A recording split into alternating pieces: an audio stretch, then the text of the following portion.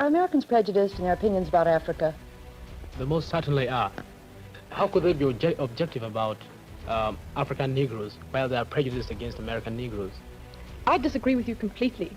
I think that Americans are prejudiced for African natives and are very prejudiced against white people in Africa. Well, I'm getting confused. How can Americans be for and against Africans at the same time? Well, if I say anything, I'm going to confuse you still more. As an Ethiopian, I'm prejudiced against both white people and Negroes. Discussion are 4 high school students from 4 different countries in Africa. Let me introduce them to you now. Here is Amelia Day from the Gold Coast. Amelia is 18 years old. Here is Susan Rennie from the Union of South Africa. Susan is 17. Susan, those school uniforms, are they always that short? No, this is actually a dispensation. I'm a senior, but the other girls have to have them 3 inches above the knee. Very interesting study in native costumes. Thank you. Now let me introduce the boys, will you? Here our baby for tonight, 15-year-old Nesvin Venega from Ethiopia, and 16-year-old Boniface Opakaja from Nigeria. Now, let's start out by asking you what some of your own prejudices are. How about you, Amelia? Have you got any prejudices, say, against the Nigerians? Yeah, I have my own personal prejudice against the Nigerians. Coming from the Gold Coast, where there are many Nigerians, I think that I sometimes look down on the Nigerians as somewhat inferior to us. Because, you see, the Nigerians who come to the Gold Coast are mostly beggars. So that's my opinion about the Nigerians. This is funny. I don't see how you have a case against for this your proposition, or I say for this your stand. Actually, personally, I look towards the Gold Coast not as inferiors, but perhaps as people that are individualistic and not working towards the communal effort towards the welfare of the nation. They, of course, have made great strides because they are a very small country, and yet you have all these differences in their country. Nesvin, how about your prejudices? You admitted to several at the beginning. Well, as I told you before, we have also our own prejudices against the African Negroes. We consider them as inferiors. We have, of course, our own reasons for saying so. Well, what are they, Nesvin? Well, first thing, we consider ourselves to be of the lost tribe of Israel and not Negroes. It's only that our faces are burned that we look like Negroes. And also, we've been ruling part of Africa for hundreds of years during the 16th century, and we ruled part of Egypt, Sudan, and as far down as Mozambique. Well, what about your prejudices against white men? Well, back home, if a woman marries a white man, she's considered mean, and when she dies, the priests never pray for her as they would do for any ordinary man. It's just considered as suicide. Why do you think they look down on the white people so much? Well, for the first reason, religiously they consider them unclean in heart because they eat pork, and that's prohibited in religion. Susan, you got any prejudices? Oh, I think I've got some pretty large prejudices. I think I'm very prejudiced against the foreign press, particularly the American press, because I've come up against a lot of discrimination myself while I've been here. As a South African, everywhere I go, particularly in the schools, at the moment I mention that I'm from South Africa, I'm discriminated against in the sense that, well, the picture in South Africa, the situation has been so badly distorted and so exaggerated because racial news is sensational news. And so journalists have so distorted the picture in South Africa that when I come over here, I'm looked down upon. And I've really felt this discrimination. I haven't been treated as just an individual and a human being. And I feel that the press is responsible for this. Well, I've been wanting to ask you a question for a long time.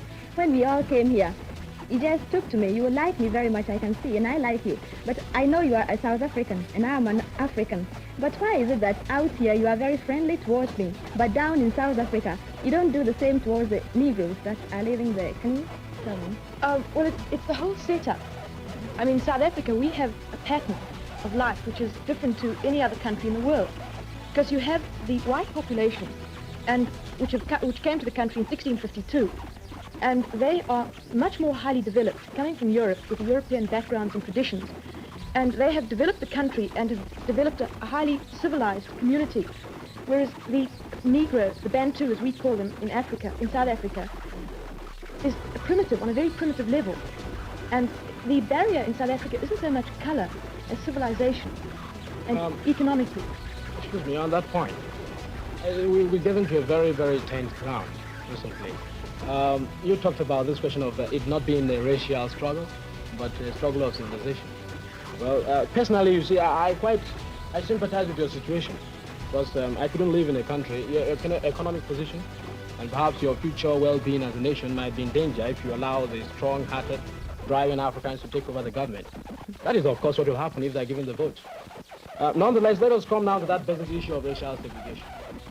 I hear this honorable gentleman is from Ethiopia. I think it's high time Ethiopians come to the side where exactly they are. I usually wonder, are you Negroes? You are not Negroes. You say you are not Negroes. Are you white? You're not white. What are you? Well, I told you the answer. We're not Negroes. We are one of the lost tribes of Israel. It's just because our faces are burned Yes, that yes. we look like I've Negroes. got the point, you are lost. I think that makes a conclusive answer. I'm wondering if Susan and Mesfin have something very much in common. Neither one of you admit you're Africans, and yet both of you live in Africa and have for generations and generations. Well, I won't say that we naturally, because we're a different ethnical group, we're not Africans in the sense that the Negroes and other groups have actually originated in Africa. But I consider South Africa my homeland and my fatherland, and I always will. And there is a misconception that exists. Most people think that the white settlers came to South Africa and took the land from people who so. Oh, no, it is not, and I'll prove it to you. Who came to South Africa and took it away, as the whites came here to America and took it away from the indigenous occupants. In 1652, when the first white settlers arrived at the Cape, the Bantu, as they are now known, the Negroes in South Africa, were still coming down from equatorial Africa, migrating. And it's a fact that they had not yet entered what is now known as South Africa, the borders of South Africa. The only indigenous occupants in Africa, South Africa at that time, were the Bushmen, and they were exterminated by the Bantu coming down. Excuse me, Susan, on that point, I think you've read your history upside down. How come? Yes, you see, the exact thing that happened was that these Dutch men, I think they were Dutch men, they haven't got a place in their homeland. Oh, Not no, a means of living. I can just Let me prove- finish. All right, and then I Susan, can let me prove you how wrong your historical facts are. Oh, no, you know, your history is South African history. Mine is a bipartisan history. Well, this men came without any means of livelihood in their own country, with their economic background without any meaning at all. They came to South Africa. And the real facts are that as they came and there was an influx of these Dutch people from their unwanted homes, as there was an influx, the Bantus tended to pushing the Bantus up into the country, till came the Zulu War, in which the Zulus were finally defeated in the most bitter and agonizing struggle they had against this African. Yes. I don't know where you get your historical facts from. I really I got don't. my historical fact from, I think, is it Mr. Trevelyan? He's in British history. Oh, That's far Mr. better George than... Trevelyan knows nothing then, and I'll say that. Because it so happens that these penniless whites, as you call them, didn't come out because they didn't have homes or because of any kind of persecution. They were sent out as officials of the Dutch East India Company to establish a refreshment station for ships passing around passing around the bottom of the Cape. Just as the Dutch settlers were sent out to America by the Dutch West India Company to settle and to make a refreshment station here. Now, I think if you had to turn around to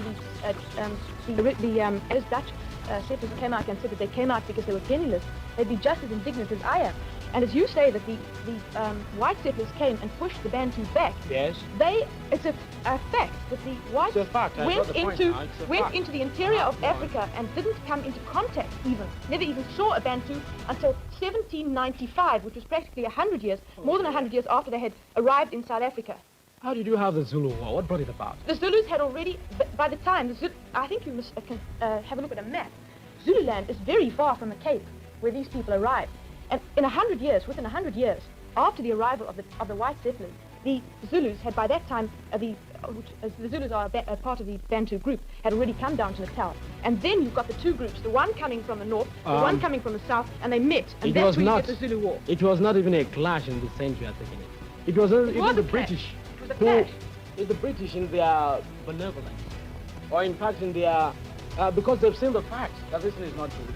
They even were exercising a tempering force upon the people. Boniface, just to make things more complicated for you and Susan, I've heard a third interpretation of this, which might settle it. That was the fact that the Bantu were a migratory people. Oh, And they that are. it may be true that at some point when the whites came in, there weren't any Bantus there because they were migrating somewhere else. But look, this is all past history now. I'd like to hear something from Mesfin and Amelia on their interpretation of South African history, but almost rather. Let's bring it up to the present, can't we?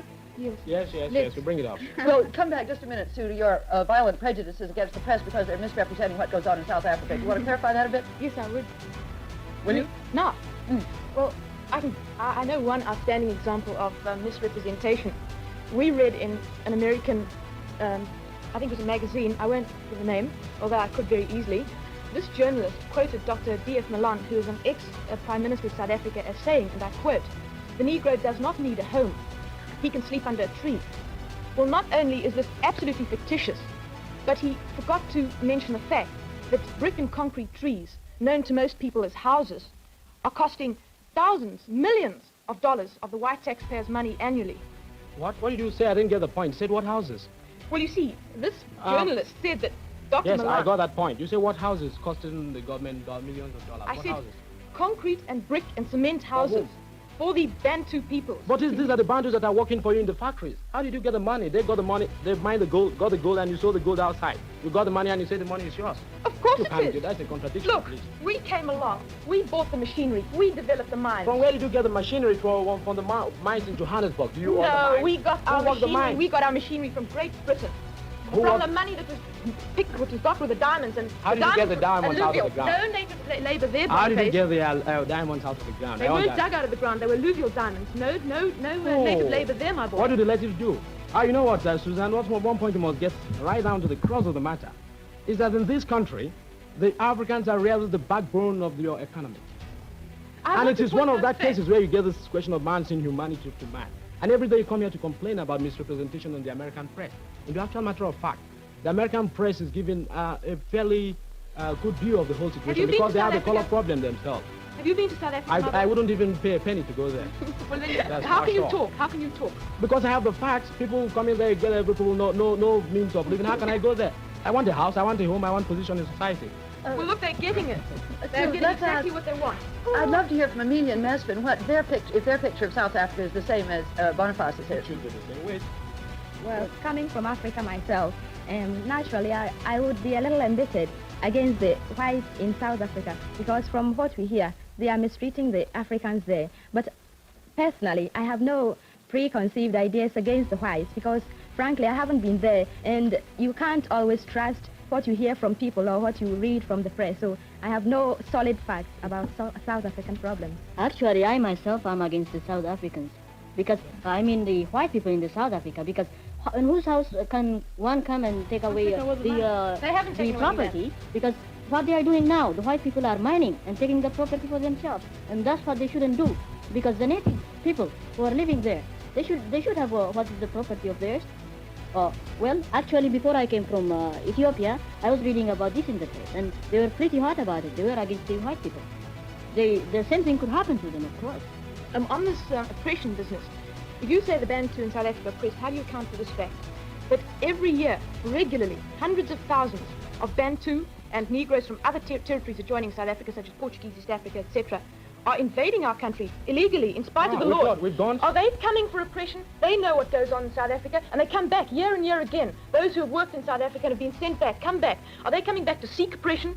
Your prayer, this does not answer what I am driving at. The Africans have the land. They Oh, were no, there they do before not you. have the land, and they they were mine not the there gold. before us. All right, wait a minute, Susan. Let me get my point straight before you go. They mine the lands, they get the diamonds, you sell the diamonds outside. And when you get the diamonds, you say they are not to be given their own fair share of the quota. Have you read Cry of the Beloved Country? Yes, I have. How? It's a one-sided Look, view. one-sided view, and it was written by an European. How could Europeans be having one-sided view about their own They're king and radicals in king? every nation. Radicals? You are radicals in South Africa, then. Oh, no, we're not. Look, Mesfin was just talking about, and all of you, about the importance of news about South Africa in the Gold Coast, in Nigeria, and in Ethiopia. I'm wondering whether news about racial problems in the United States also takes up a good deal of space in your countries. Does it in the Gold Coast? Yes, very, because after all, the Negroes come from the Gold Coast, and we feel very badly about what the Americans are doing to our Negroes. I know that one of my ancestors probably came here too, and from what I hear in the Gold Coast, the Americans don't give the Negroes a fair chance of activities here. For instance, they don't give the Negroes the same education as they give their white Americans. And also, for instance, a Negro wouldn't be permitted to go to ride on the same bus with a white man. As for me, I don't think that color, which is purely a natural thing, can be such a great bar to human understanding. And I think America is a democratic nation as it calls itself, but this one thing really doesn't show it off very well as a democratic country. Amelia, you've been in the New York area for about a month now. Does the picture you had of America that you've just described correspond to what you've seen here in the schools and the communities you've been in? Well, when I came up here, most of the people in New York told me that segregation is only practiced in the South, but in the North, they have now begun to have integration. Well, I didn't think much about it, but one day after school, I went to a restaurant with a friend of mine, and she's an English girl, and we sat there and waited to be served by a waiter. Well, the waiter just came around, looked at us and passed us and went around serving others who came in after us. Well, I knew at once what he was doing, but my friend didn't know it. So she walked up to the waiter and said, well, we've been waiting here so long, won't you serve us? The waiter just looked at her hard and then looked back at me. And then I told the girl that we better leave the restaurant because I understood it. But the girl was shocked, but I wasn't surprised because that was what I was expecting to find. And How about Americans, you, Miss Finn? Well, in my country... No, I mean your experience with segregation here. Have you had any? Well, when I came to America, I was in Whitemore High School, and I went for a haircut in the city. I looked up for a barber shop. I went there, and they told me they were busy. I went to a second one. The same thing happened, and to a third one, too. How about Dwight Morrow? Are there any Negro students there? Well, there are quite a lot of them. In fact, about 3/4 Negroes in the school. And they are well treated as the other white people, and I'm happy about it. In fact, one of the vice presidents of the school is a Negro himself, Lincoln Marsh. How about you, Boniface? Have you met segregation at all here? I've not met it. I think the most pretty lucky, because I've been looking forward to get the segregation against me, but I have not got it yet. It's ironic that the South African will get it and I wouldn't get it myself. Well, Susan really has felt some here. It's interesting that you're the only one who has not. Oh. Yes? What are we after now? I think we'll come back to this question of I think it was the United States racial problem. Well, I feel, of course, that the outlook here has continued to be better. You do? I do. But on the other hand, this racial segregation, which of course I do, and I'll always make that point clear, is an outcrop of insecurity in economic conditions, and also somehow low-pointed opinions and all that sort of thing. Provides other people with that same pretext by which they could criticize the United States. Asians and Africans can't understand why a country devoted to the greatest ideals of freedom and democratic government should aspire to discriminate among their citizens. We didn't get to ask Sue whether in South Africa her newspapers play up racial news in America, too. Oh, yes, we play that a great deal. Well, naturally, we get all these stories about the riots at Clinton, Tennessee, and how they had to escort these people to school and bring out the National Guard and so on and so forth. Mrs. Walla, if I may interpret, Yes. I think there are more rats in the Johannesburg area, in the Negro area, than there are in Tennessee. Am I right, Susan? Oh, well, there are a couple of... Riots, yes. No, I wouldn't say riots. And wait a minute, in the Johannesburg area, you have only one telephone to the whole Negro population. Oh, rubbish. Yes. Where do you oh, get well, your facts from? Facts from books written on countable times on South Africa. Well, that's We are not the only country in absolutely the world. ridiculous. That is Oh. absolutely ridiculous. Absolutely true. I'll get this for you afterwards. There are not... I can All right, let me guarantee finish you- my question. One Let me telephone. finish my statement, please. No wonder people are prejudiced Let me with finish so my much statement. ignorance. One telephone in the whole Johannesburg district. Why?